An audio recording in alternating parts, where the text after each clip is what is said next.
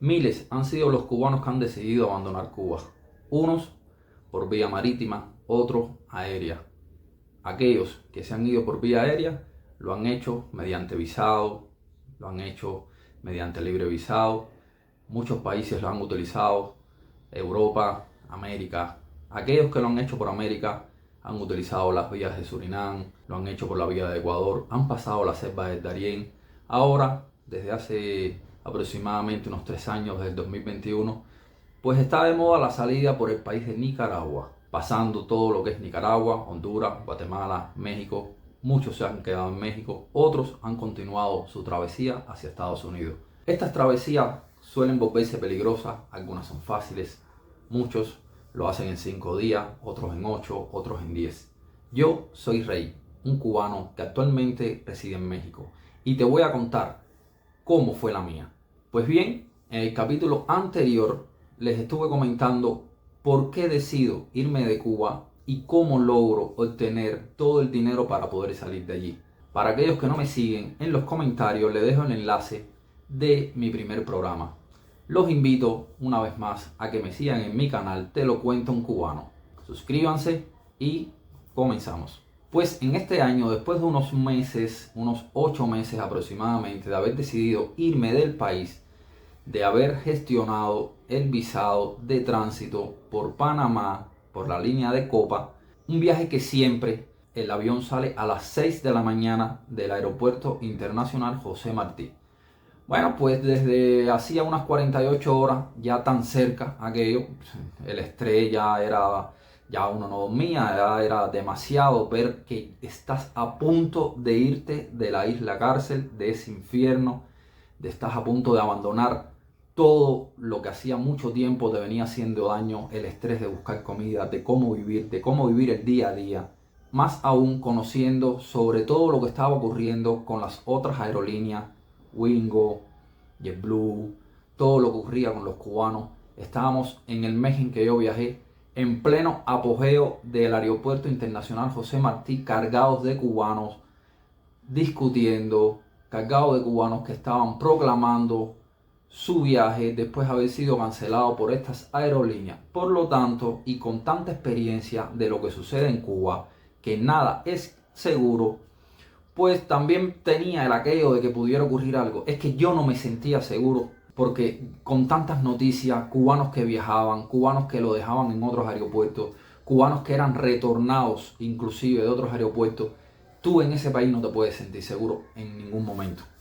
Por lo tanto, es aquella inseguridad, a pesar de que ya estábamos a 24 horas de vuelo, era enorme. Es un país que te mantiene en inseguridad constante en cuanto a todo. No existen leyes, las leyes son dominadas solamente por la cúpula. Por lo tanto, ahí no estás seguro en ningún momento, en ninguna ocasión y en nada. Pues bien, el día del vuelo llegó. Desde las 7 de la mañana ya estábamos en los preparativos. Yo llevaba aproximadamente 5 días sin salir de la casa. No quería tropezar con nadie, no quería que nadie me mirara. No quería que aquello se echara a perder de ninguna forma. Era como si mi casa fuera una cárcel, encerrado, sin prácticamente ver a nadie. Es que no quería casualidad de ningún tipo. Había simplemente guardado la comida que nos daba aproximadamente para esos días, para no tener que salir a nada, absolutamente. No quería que nada se echara a perder. Ahí había en juego una cantidad de dinero enorme, mucho estrés que habíamos pasado en el último mes con el tema del cierre del consulado de Panamá. Todo había funcionado, ya finalmente todo se había logrado, ya estábamos a punto de viajar, por lo tanto yo no quería salir a la calle a nada, de mi casa solamente al aeropuerto. Llegó finalmente el día, un carro nos recoge a las 2 de la mañana y nos lleva finalmente hacia el aeropuerto. Estábamos abandonando nuestras costumbres, nuestras raíces, nuestros amigos, nuestra familia, nuestro lugar de confort. No todo el mundo se atreve a abandonar su lugar de confort. Recuerdo que tenía una amistad muy valiosa para mí, que siempre me decía que yo nunca iba a abandonar Cuba, porque nunca iba a abandonar mi lugar de confort. Siempre el ser humano, donde se siente bien, se queda. Y yo, afortunadamente, era de los que no vivía tan mal en ese país, pero tenía la visión y sabía que ahí no hay forma de triunfar. No solo es tener un poco de comida y un lugar donde vivir. Uno necesita un poco más, al menos necesita dignidad para poder vivir adecuadamente. Pues llegó el momento de la despedida, un momento triste, la poca familia que había allí, solo estaba mi suegra, la mamá de mi esposa. No quisimos que nadie más fuera, porque es un momento que no se le desea a nadie. Es un momento muy triste, sabes que aquellas personas que dejas solamente las vas a poder ver nuevamente por WhatsApp durante muchos años. Hay que luchar por poder reunir la familia, cosas que es bastante difícil, pero se logra. Sí, con mucha perseverancia y con mucho esfuerzo se logra salir de ese país. También, una vez afuera, con mucho esfuerzo logras sacar a tu familia de ahí. La idea no es mantenerlo, no es mandarle dinero. La idea que yo creo que debe tener todo cubano es sacar a su familia de esa cárcel. Mientras que estén ahí, no están seguros, para nada. Ahí solo basta enfermarte para darte cuenta que tu vida corre peligro inminente en todos los sentidos. Solamente con enfermarte. No existe nada absolutamente para poder curarte en este momento. Pues como les contaba, llegó el momento de despedirnos. Entramos, chequeamos siempre con mucho temor de que algo saliera mal. La inexperiencia del cubano, nada salió mal. Pasamos por inmigración. No nos preguntaron absolutamente nada.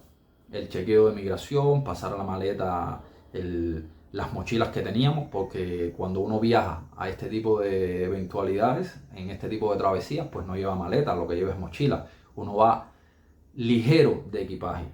Y bueno, todo sin problema. Entramos al aeropuerto y ahí esperamos. Eran aproximadamente las 4 de la mañana cuando ya estábamos en lo que se le dice la pecera del aeropuerto, como lo decimos nosotros los cubanos. Ahí esperamos tranquilamente a que nuestro vuelo comenzara a abordar para salir. Nuestro avión estaba ahí. Es indescriptible la sensación que sientes sabiendo que lo estás dejando todo atrás. Es muy difícil poder explicar eso, lo que sientes por dentro, la nostalgia, la tristeza y la alegría entre todas estas cosas. La incertidumbre de qué vas a hacer con tu vida, cómo saldrá tu futuro, sabiendo que no tienes a nadie del otro lugar, que le vas a entregar tu vida a un desconocido que te va a cruzar por 4 países para poder llegar a tu destino, a donde tienes pensado, a donde vas a comenzar una nueva vida, a donde no sabes si te va a ir bien, si te vas a enfermar, si vas a tener un accidente, no sabes a qué te vas a enfrentar, nuevas culturas, nuevas formas de vivir. Es algo que es muy difícil lo que se siente en ese momento de poder explicar con palabras. Llegaron las 5:30 de la mañana y anunciaron el abordaje del avión. Ahí abordamos y esperamos tranquilamente a las 6:11, que era el momento de la salida. Recuerdo claramente que la aeronave la sacan marcha atrás, después la sueltan del vehículo, que la saca del lugar en donde está estacionada, para que ella tome su camino sola. Recuerdo perfectamente que solamente miré hacia atrás, mucha nostalgia, mucho deseo de llorar, y dije, hasta nunca. Aquellas palabras nunca las voy a olvidar. Decirle hasta nunca a tu lugar, a tu familia, tus amistades, es algo muy difícil, pues son cosas que son muy complicadas de poder explicar. Nuestro vuelo salió y sin ningún contratiempo, guajiros al fin, porque puedo decir que cada cubano que sale por primera vez de Cuba es un guajiro en el mundo. Todo te impresiona una luz en un avión, te impresiona la forma en que abre y cierra una ventanilla, todo te impresiona. Es algo que estás viviendo por primera vez, la altura, la sensación. A pesar de yo trabajar en un lugar en donde tenía la experiencia de haber montado, haber volado en helicóptero, en otros aviones, en lanchas, esto era algo, el solo hecho de saber que ese era el vuelo que te sacaba a tu libertad, a tu nueva forma de vida, era algo que no podías explicar. Bien, aterrizamos en el aeropuerto de Panamá por la terminal 2, lo recuerdo perfectamente. Como teníamos un visado de tránsito, pues no teníamos que pasar nuevamente por inmigración. Caminamos cerca de 1 kilómetro por medio del aeropuerto, chocamos por primera vez con la realidad. Ahí preguntamos a uno de los guardias de seguridad cómo era el tema este de la wifi, si era posible poder conectarse, y nos explicó que era por medio de el correo electrónico que nosotros pudiéramos tener, ingresábamos en la wifi del aeropuerto y poníamos nuestro correo electrónico y nos daban 1 hora de gratis de internet. Tuvimos suerte porque yo tenía 1 hora para mí, mi esposa tenía su correo electrónico también, tenía 1 hora para ella, pero tuvimos más suerte aún porque yo no solo tenía un solo correo electrónico, yo tenía 3 correos electrónicos y los 3 me servían. Nuestro vuelo para Nicaragua salía después a las 11 de la mañana y habíamos llegado a las 8. Por lo tanto teníamos 3 horas para caminar a aquel aeropuerto y en esas 3 horas nunca tuve problemas con el internet, teniendo en cuenta la cantidad de correos electrónicos que podía ingresar en esa wifi. Siguiendo consejos de amistades que habían viajado ya por ese aeropuerto, me dispuse a primero, antes que todo, buscar mi puerta de salida, es decir, mi puerta de embarque hacia el otro vuelo. Caminamos cerca de 1 kilómetro. Señores, no les puedo explicar lo grande que está ese aeropuerto. Chocamos por primera vez con el desarrollo, las tiendas, los lugares para comer, las luces, la limpieza, el tamaño gigantesco de aquello. Era algo que chocaba en tu cabeza después de ver tanta tristeza en tu país, de ver tanta destrucción como hay actualmente en Cuba. Pues caminamos cerca de 1 kilómetro, 1 kilómetro y 200 metros. Es posible que... recuerdo que teníamos que caminar hasta la terminal 1 y nuestro vuelo salía exactamente al final de la terminal 1. Una vez caminado todo el aeropuerto, llegamos allí. Había un compañero de inmigración allí que le pregunté para estar seguro. Ahí nada podía salir mal absolutamente.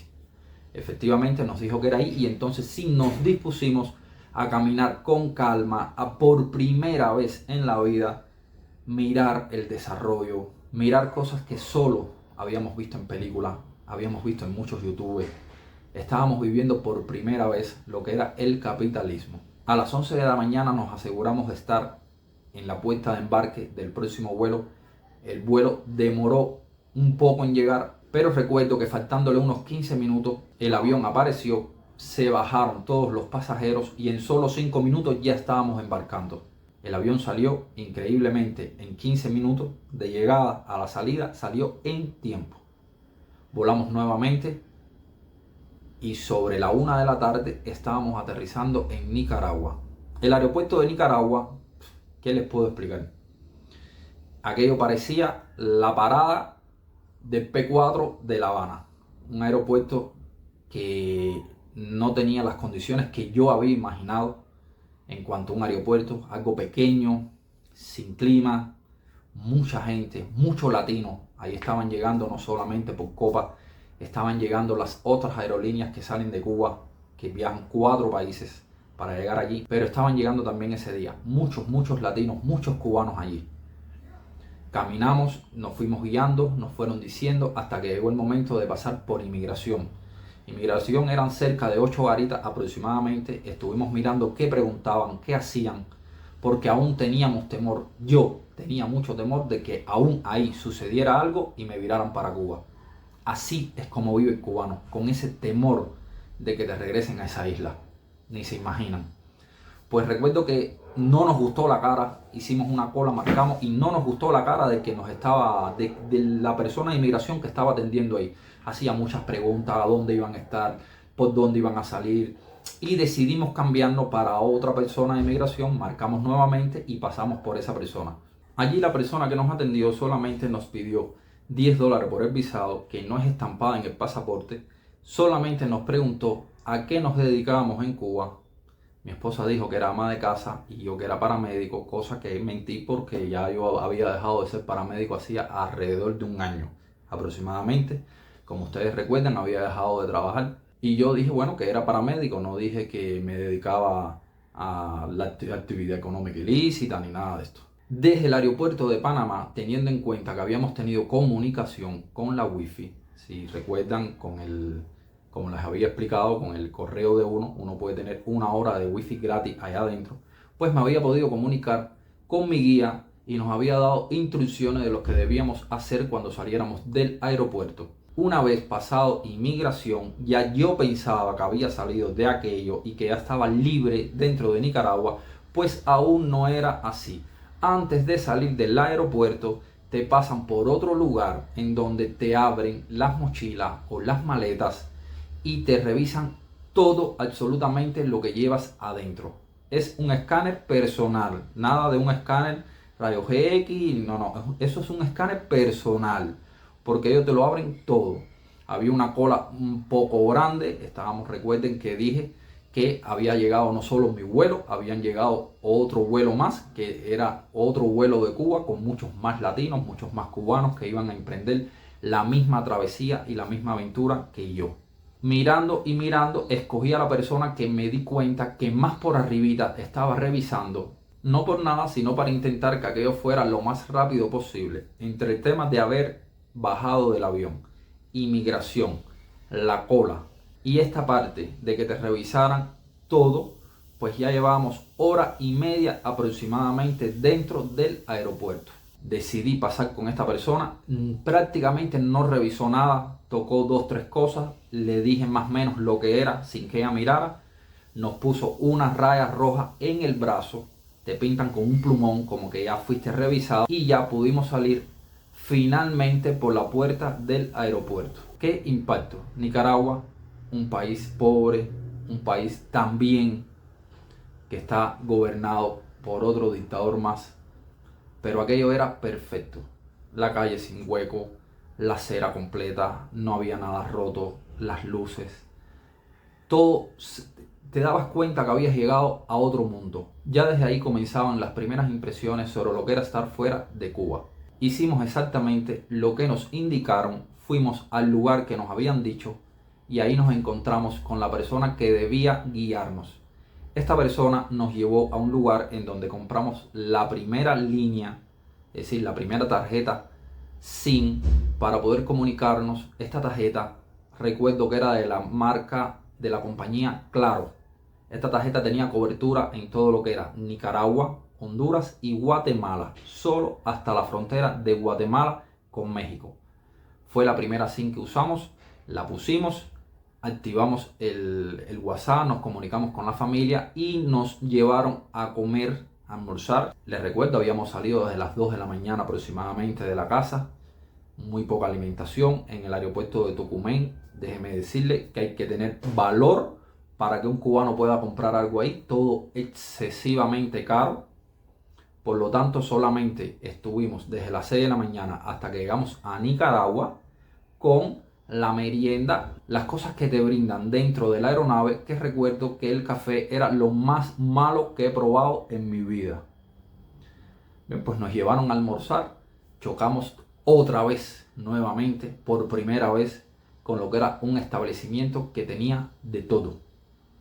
Era un negocio particular de comida y todo lo que estaba expuesto allí, la forma, era algo que te chocaba en la mente de venir de un país en donde no encuentras prácticamente nada, en donde este tipo de negocios no funcionan de esa forma. El señor que nos estaba guiando nos pidió que podíamos acceder a cualquiera de los alimentos que estuvieran ahí y en la cantidad que fuera necesaria, que nos llenáramos, que nos sintiéramos bien, porque ese mismo día comenzábamos a caminar Nicaragua. No íbamos a esperar, no debíamos quedarnos en ningún lado. Ese mismo día comenzaba la travesía por Nicaragua, que era una travesía legal, teniendo en cuenta que estábamos legal en ese país. Pedimos unas costillas, carne de cerdo, un jugo de naranja. Recuerdo que pedí un jugo de naranja porque llevaba años sin haber probado jugo de naranja en Cuba. Cuba, un país tropical, no tiene naranja, no tiene limón, no tiene mandarina. Aquello es increíble.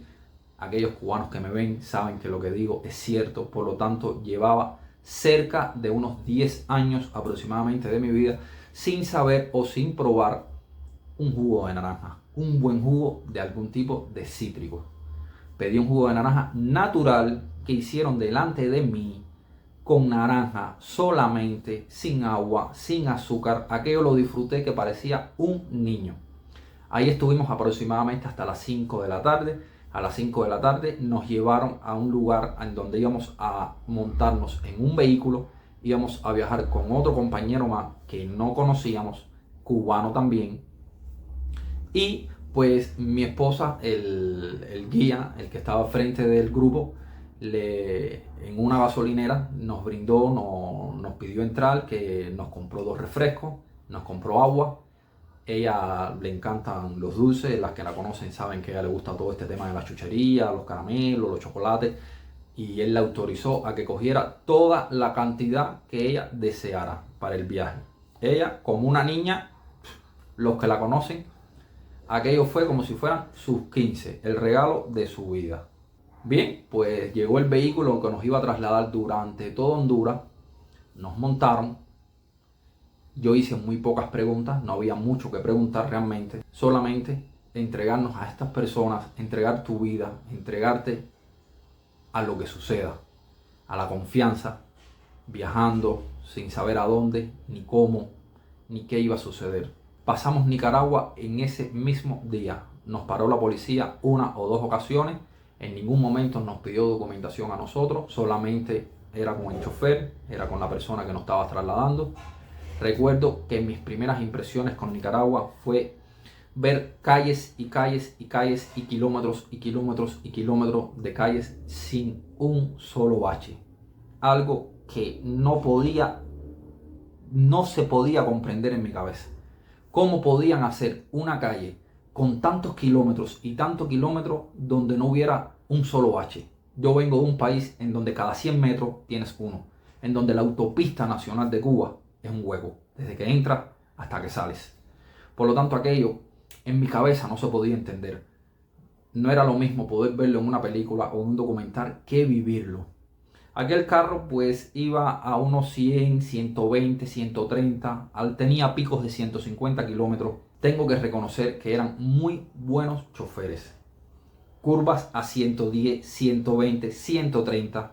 Aquellos que me conocen saben cómo yo manejo. Yo manejaba una ambulancia en Cuba y modestamente aquellos que me conocen saben cómo yo manejaba. Me consideraba buen chofer, pero aquello me tenía sorprendido cómo alguien en un vehículo tan pequeño podía coger una curva a 130, 140 kilómetros por hora en la noche. Pensaba, si sale algo de frente de nosotros no da tiempo a nada, porque aparte estábamos viajando en un Kia Picanto, un vehículo que es pequeño. El motor no era de Kia Picanto, con unas gomas muy grandes para que se pegara bien al suelo. Por lo tanto, eso era lo único que me tranquilizaba. Pues cerca aproximadamente de la 1, 2 de la mañana llegamos a lo que era la frontera de Nicaragua con Honduras. Allí nos estaba esperando otro guía más, ya previamente coordinado, entre guías, entre ellos, que son los que llevan la coordinación.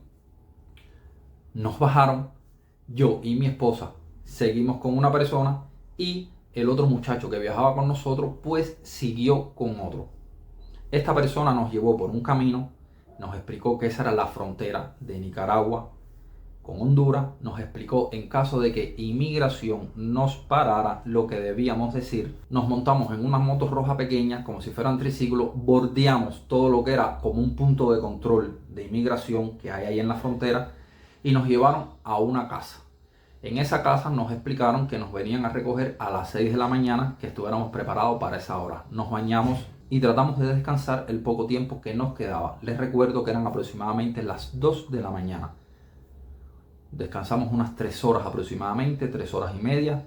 Nos levantamos sobre las 5 y media, ya a las 6 estábamos preparados. Y sobre las 6 y cuarto, 6 y 20, llegó la otra persona que nos iba a dar las nuevas indicaciones. Ahí conocimos a las otras 3 personas que iban a hacer la travesía con nosotros. Ya éramos en total 5. Nos trajeron desayuno, desayunamos y nos llevaron a un punto que existe en Honduras, que es completamente legal, en donde te dan el salvoconducto. Con este salvoconducto te montan en unos vehículos, unas guaguas, como la conocen los cubanos, que son completamente legales, van llenas de inmigrantes y te pasan desde ese lugar hasta la frontera con Guatemala. Ahí vas completamente legal, con estos salvoconductos. Cuando inmigración te para, hay 2, 3 puntos que ellos recuerden de inmigración por el camino. Ellos te detienen, te bajan del vehículo, solamente te piden que le enseñes este salvoconducto. A veces lo comprueban y a veces no. En el caso mío solamente lo miraron sin comprobarlo y nuevamente te montas en el vehículo y sigues camino. nos dimos cuenta que delante de la guagua había un cartel que tenía el número de esa guagua y decía ruta de inmigrantes. Por lo tanto, ya sabíamos que aquello era completamente legal y que al menos tampoco en Honduras íbamos a tener ningún tipo de situación. Paramos en una o dos ocasiones en el trayecto del camino para lo que eran las necesidades fisiológicas, comprar algo si uno quería. Además, por el mismo medio del camino hubieron puntos en donde nos detuvimos y alguien ya previamente nos entregaba la alimentación a los 5. Bien, ese viaje fue sumamente largo. Recuerdo haber llegado a la frontera de Honduras con Guatemala sobre las 5 o 6 de la mañana aproximadamente. Estuvimos cerca de unos 30 kilómetros por unos terraplenes que eran lomas hacia abajo, terraplenes hacia el otro lado, barrancos. Pero en general podemos decir que esa parte de la travesía, a pesar de las lomas, a pesar de los terraplenes, del peligro, el chofer manejó bastante bien, bastante suave y en ningún momento nos sentimos en peligro como habíamos escuchado en YouTube de otras personas que habían hecho esta travesía. Cuando llegamos a la frontera con Guatemala hacía bastante frío. Ahí esperamos a otro guía nuevamente que nos iba a recoger. Nos bordeó por un lugar que ellos saben todo lo que era el punto fronterizo entre Honduras y Guatemala y nos llevó a un hotel. En este hotel descansamos, nos bañamos, nos llevaron desayuno y nos llevaron almuerzo. Y aprovechamos para descansar ya que nos habían dicho que ese mismo día salíamos sobre las 6, 7 de la noche. Que la travesía por Guatemala iba a ser en el momento de la noche. Efectivamente, sobre las 6 de la tarde aproximadamente, nos fueron a recoger nuevamente un nuevo vehículo. Ahí nos montamos y nos llevaron a un lugar en donde comenzaron a montar personal. Aquello recuerdo que era un vehículo de 6 capacidades y nos fuimos 17 a hacer la travesía por toda Guatemala. Allí no solo estábamos nosotros que éramos cubanos, habían otros cubanos más que habíamos recogido, habían chinos, habían unos congoleses que para qué voy a explicarles. Parecía que llevaban 50 años sin bañarse. Ellos casualmente estuvieron sentados detrás de mí. Ni se imaginan cómo ponen 17 personas en donde caben 6. Los congoleses estaban muy cerca de mí. Cada vez que abrían aquella boca, no les puedo explicar lo que soltaban. No podían levantar un brazo porque aquello era que, bueno, recuerdo que uno de los cubanos que andaba con nosotros le echó hasta perfume arriba, sin pedir permiso, porque allí se estaban hablando 3 idiomas diferentes. Allí se estaba hablando español, allí se hablaba chino y allí se hablaba congolés. Era bastante complicado poder comunicarse en un vehículo con 17 personas, todo el mundo apretados, personas hasta en el maletero, y aquello no era por 1 hora ni por 2. La travesía se alargó aproximadamente a partir de esa hora hasta las 6 de la mañana del otro día. ¿Qué les puedo explicar? Aquello estaba muy bien coordinado por el camino.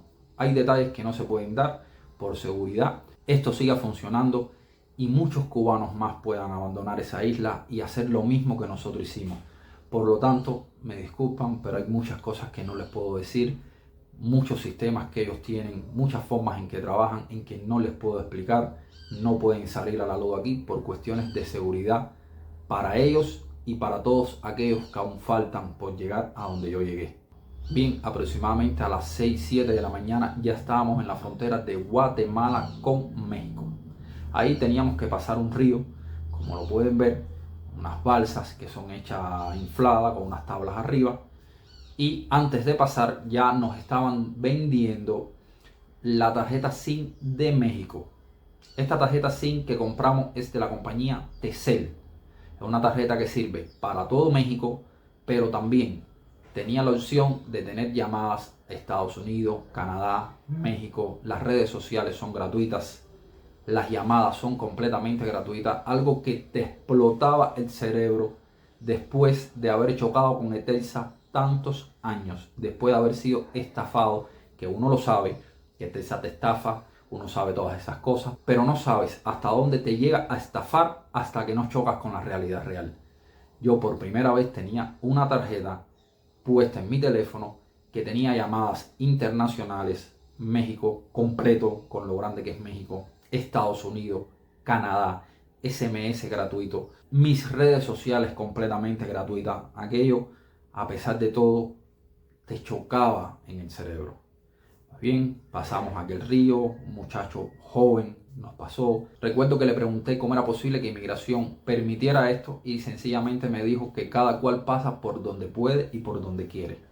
Del lado de allá nos recibió otra persona más que nos llevó a almorzar y una vez almorzado nos llevó a un punto en donde te revisan todo lo que usted tiene y te retiran todo lo que pueda ser algún tipo de objeto que pueda causar algún tipo de daño. Y para ello esto es hasta un espejo de mirarse. Allí nos retiraron un mango de una cuchilla, nos retiraron lápices de ceja, nos retiraron algunos artículos y nos llevaron para una casa en la cual estuvimos durante 2 días. En aquella casa cuando llegamos había muchos más cubanos. En el tiempo que estuvimos en ningún momento llegaron más. Allí se coordinaba todo lo que era la travesía por México. Nos decían que era el país más difícil, que era la travesía mucho más difícil, la más peligrosa y la más larga. Yo ni me imaginaba que realmente esas palabras tenían una razón al 100%. Ahora los invito y les recuerdo suscribirse a mi canal para que me sigan y siempre estén al tanto de mis próximos programas, que serán temas de su interés y que sé que les gusta. No solo cumplan con verlo, también suscríbanse. Ayúdenme suscribiéndose y dándome un like, si es posible un comentario, para que este programa llegue a muchos más hermanos cubanos. Pues bien, 2 días después, en el horario de la tarde, nos llevaron a un punto a donde nos recogió otro vehículo más. Ahí íbamos los 5 que habíamos salido desde Honduras. Seguimos todas las indicaciones que nos dijeron y ahí comenzó la nueva aventura por México. Cerca de las 2, 3 de la mañana nos detuvieron en Veracruz. Ahí nos detiene un punto de inmigración. El oficial de inmigración sube a la guagua y pide los documentos de todos los que estábamos allí. No solo éramos cubanos, habían venezolanos también, habían chinos, habían hondureños, había prácticamente de todas las nacionalidades. Por supuesto, ninguno teníamos ningún documento legal para poder pasar por México, por lo tanto, nos bajaron del vehículo y nos llevaron hasta un centro de retención de inmigración que tienen en Agayucan. Esto pertenece a Veracruz. Ahí nos retiraron todo lo que teníamos, una incertidumbre muy grande. Sabemos que México ha deportado cubanos, no sabíamos lo que iba a suceder. Separaron a los hombres para un lado, a las mujeres para otro y comenzó aquella aventura allá adentro en donde nos encontramos con de todo un poco. Nadie te decía nada, nadie te hablaba nada, te quitan el móvil, te quitan hasta el reloj para que no sepas ni siquiera qué hora es.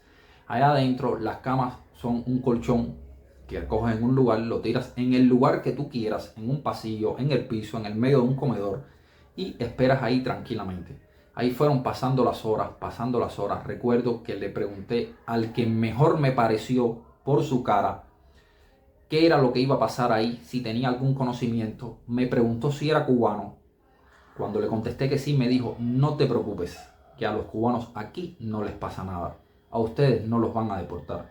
Y lo más probable es que los suelten hoy mismo. Las horas iban pasando y uno sin tener idea ni de qué hora era, porque es un lugar completamente cerrado, que no tienes acceso a ver nada, solamente luces, las luces de los pasillos, pasillos muy gigantes, llenos de mucho personal.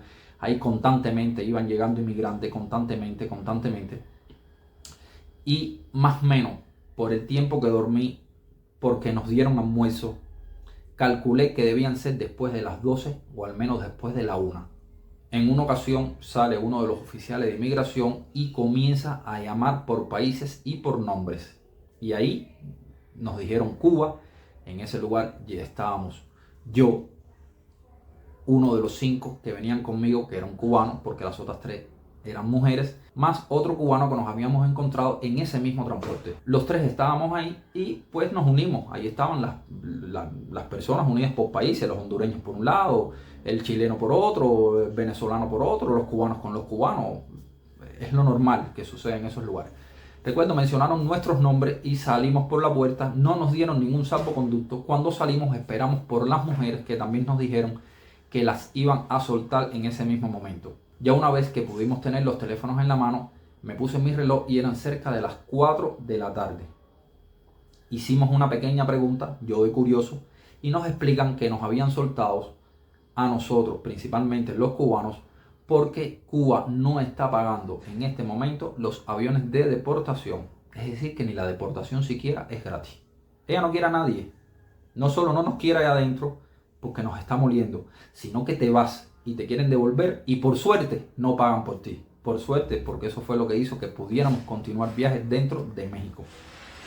Bien, pues una vez afuera y ya el grupo nuevamente hecho, nuestro grupo de 5 personas, de las cuales estábamos viajando desde Honduras, nos comunicamos nuevamente con nuestro guía, nos indicó los próximos pasos a seguir. Nos dijo que nos fuéramos para un hotel escogido por nosotros en la ciudad de Acayucan, y eso fue exactamente como lo hicimos. Una vez allí le dijéramos dónde estábamos, la dirección y la ubicación y esperáramos indicaciones, que el momento fuera propicio para poder continuar viaje, ya que Veracruz es uno de los lugares más complicados de salir de México, teniendo en cuenta sus centros de retención que tienen por inmigración.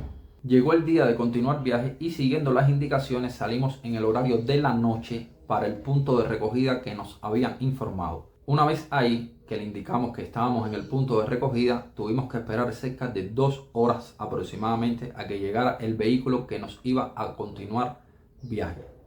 El vehículo llegó cerca de la 1 de la mañana, nos montamos y continuamos la travesía.